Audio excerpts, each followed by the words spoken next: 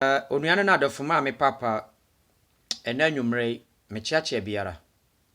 Awurade Nyankopon adom one nanimonyam. Me no miru da so tiase. Afi akọ apro abetwe na afi eba beko awiye.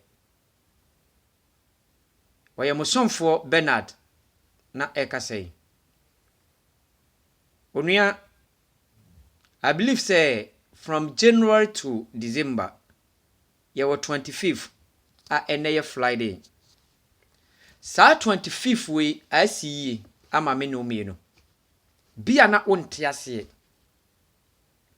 25th we na akosi da Yesu Kristo obewuhwie ni boja eto me no me no abodene.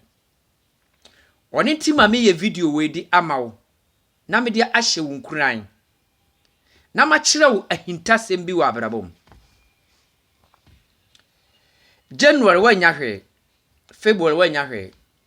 Bosome ni nyina akọ ama December na eba betwam. Wadwene yo se wabrabo na aka achiwa hu. Me ka asem bi a kire ha. Wiase atia nipa suro ne sekane. Sekane. Se bia twe sekane pe na nipa nyina odwane. Na sekane ontimi ntwa ade asu biam. Sekane ade a otintwa ni bode ne banchin. Onua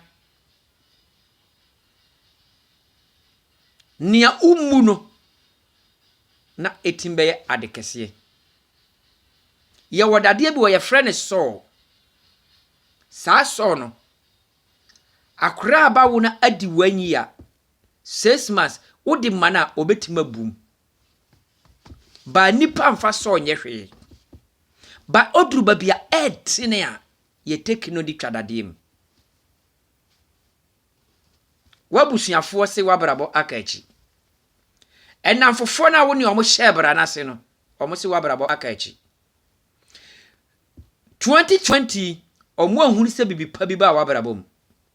Omo akọ omo oba no, wote ba bia wote. Wabrabo nkachi. Awurade se menkachi wose da krope. Na odi opijawo.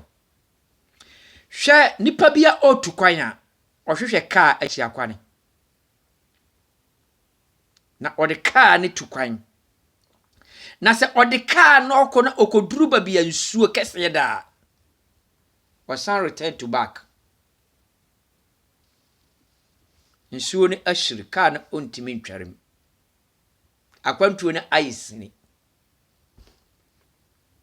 Yawo ade bi wa asase so abi nkare ni sika nkoto. Owo ba bi ba akopɛ no ɔwotɔ awodekɔ. Mpoa no. Ba bia nsuka se da. Oni koba. Enti bia mu na asase so. Na nsuo ni ya ade nipa ntimi nkro so. Ewa abrabom.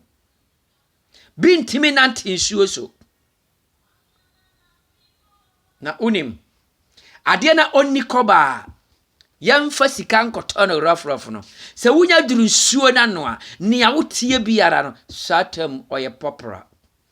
Mekasa kiro se, o beduru mbre bi, wanamfofo no a, omomfa wonye hwe, omoko party omomfrew, wabusuafo na assemble fi a, omose wode ya wonni bi no, wono wo besina abusuanum. Adi abusuane so. The time will come to you. Today is the 25th of December.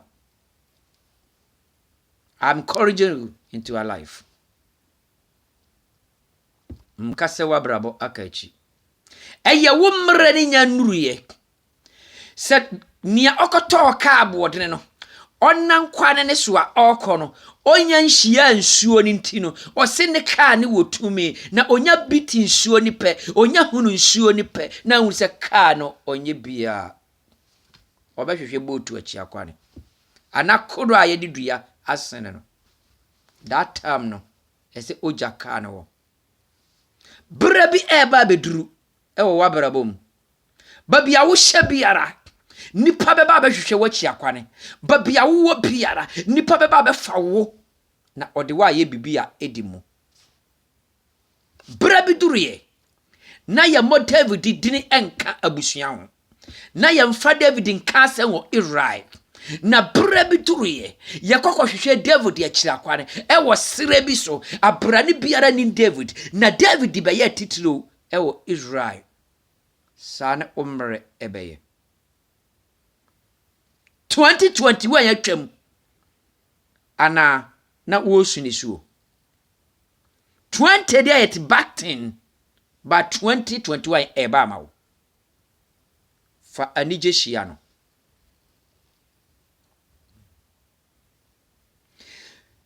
papa bi trase ya friend Yafta abusuani ye ne tokore kuro no pam no na Yafta manaba mu amu Yafta kotena asire bi so na Yafta started se oye train Yafta started se obeye bibi wo na brabom Yafta hunu se na brabo enkachi na babia na Yafta wono na Yafta started se oko Yafta started se oye train na Yafta ye train na Yafta benya hodene babia na Yafta wono ankope abusua na chi akwane anhwehwe omo a mo po no na chi akwane na bra bi duruye ohunu se tombi oba amohu because oye fighter nti odisade se donna oba no se oye ntokwa na omudi oba oba wini omo na omo baye omo amane ntokwa omo di omo hiasem ebeto nanim ewo ni kru na omo reject no abusua bi reject o ayankofo bi reject o mema bi reject o awarim omo didi emrenka return to back to your life honi wo be kire wo bobre honi wo be kire wo ginabre honi wo be kire de wo pepe ansana watu anamon Yafta say mekokono na media minisa meka nam train ya ma yenti na mawurade nyankopon ka me ho nti no me Yafta de meka medin kunim na me badia eye boshe na menemo ehye ajapade ya mo wono mechim na majefa dia na ekoso wabrabom wama wabrabo ayesini enam sa ho kire ne baaye nti no wode wonsa sunwa no Job arehuni mede me hawa mawrade wode wo hawo be mawrade awrade ne de aninwo woni wo hawo no you have to wake up na awrade nye bibi mawo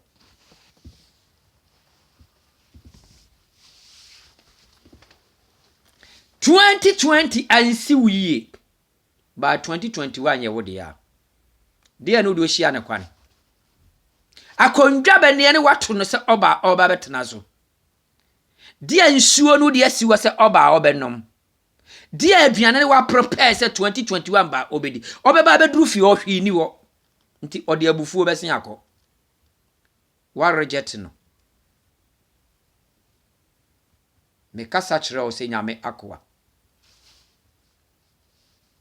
to akondwa bi twane 2021 fa boshe bi siwani so 2021 mu dia mbon wa hye se 2021 oba mi ni wo betu sa na monwe na ma ye ready ametwene wo omransa na wakopa akondwa abra no oba no wadi kana ye ready I am mre enti se wantu na kondwa mani nsuo anom na wa mani nsuo andware a wobekọ akopa kondwa beba no wobedi aduane besija aso a omra medino beba na ada unyane na onyane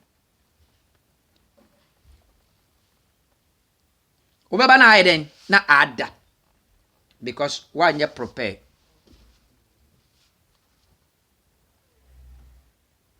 nipa brabo ayese touch no sise bob no na okosa ahunu se bob no awu because on fane sanka ofise sumi maaye se nipa nkọ ahokyerema onima awurade nyankopon se nipa nkọ otebia bi mu a onsumfre awurade na mra ahokyere to no oti ho a onya ne obedi no na akai twiri ampo nyankopon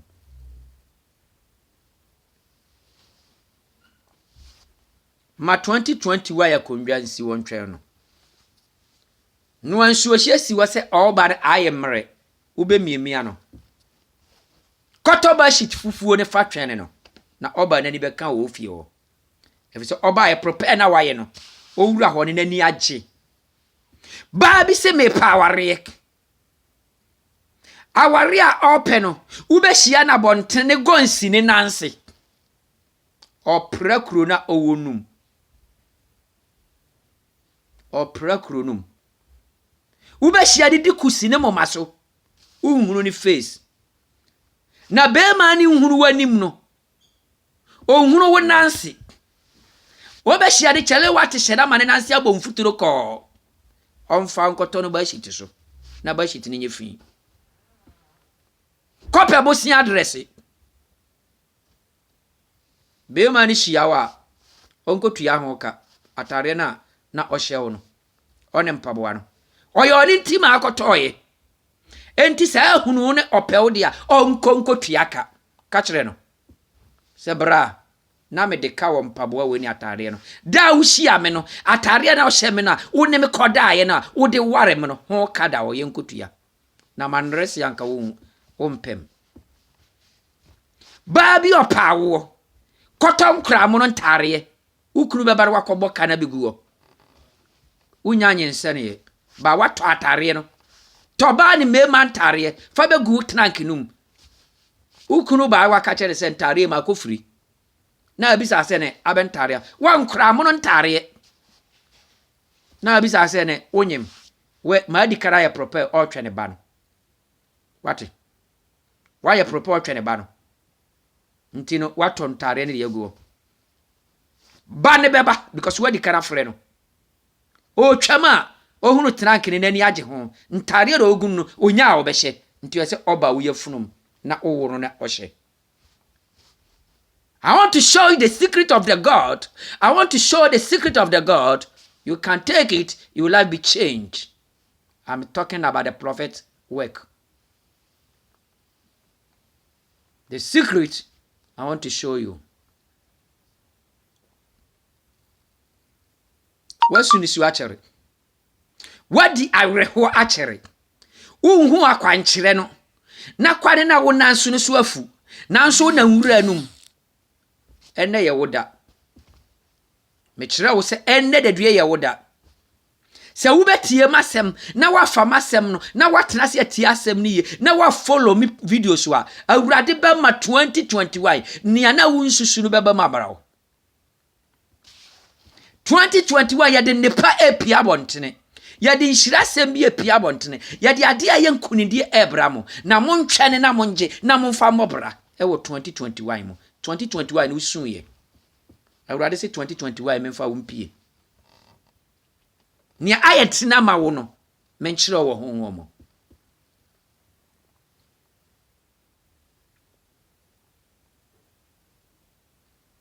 abusia na po nti wakotra de sa sunwa no omo besire wa kyere enam fofo ne si omo ma woni ba chi because atare ehye wo no un deserve se omo kwa bekobi nti da bia bekwa abeto brother sister omo bekwa abeto what na se amamanfo akwa abrochi bone na aba abeto wan ko honko hu bi untu anamon enti da bia baba beka abrochi ase nwu a kyere wo my god to anamon peja kento David kenteno otimetmaku Goliath na so ohwe no otu anamon na oku Goliath na oyenkunindefo David pie Goliath biat na wabusuam adi abusuan ni nyina nya oba ya ose maami no ye hiani mpapa de odi hiani ko wu enti me so me be follow hiano it is out for you manos emam njentum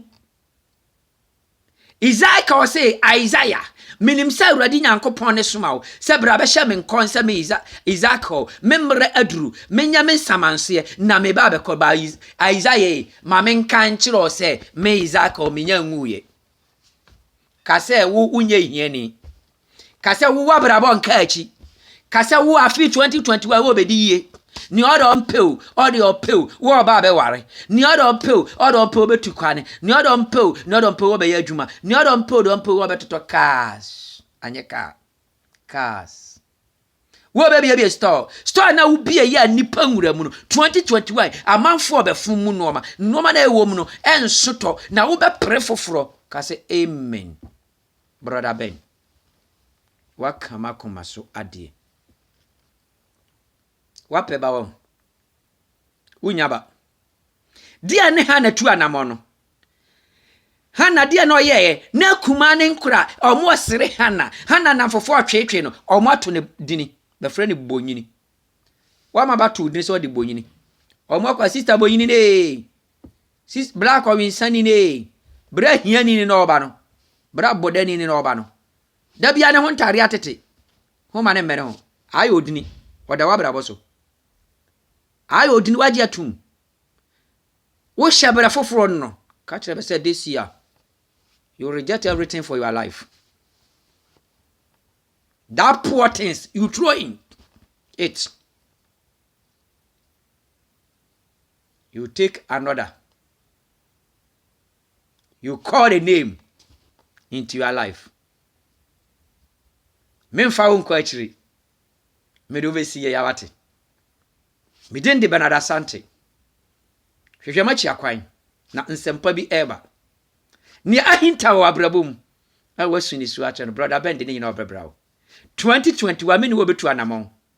Se wo benya gidie ni was di machi. E wo me videos wa. Me kire wo secret. Na wa brabo besesa. Ya de ndwon so besena fo aso. Wani njia na watutu atwere wakondwanum. Na wakobo YouTube. Brother Ben music. Esanso. Biya de ope biya be di asa. Aya adom awurade betindi adom wo ba eye wana montuo aya adom awurade betindi amawo na eye wana montuo peja wo ho kenkan ho kenten wo ho oka kire Esau Isaac sese o kenten wo ho a nhia nkonnua be furu so ba Esau te asem no osore kenten ne ho kenten wo ho awurade nkan ho ma me papa awurade nkan ho me nua ba abrante da wo beti video out bia follow me ewo YouTube na oni wabusuya nchemfa eya busuya nchemfa me de obra mo 2021 na dimachi wo hyebre besesa awurade animonyam na awurade adom enka ho eye mesonfo Benard Asante nie eye me promoter me engineer madia nyina e friend Jbit hwehwe na chiakwa na wakra na obekire wo nepa fie na obewura wo e wa adonom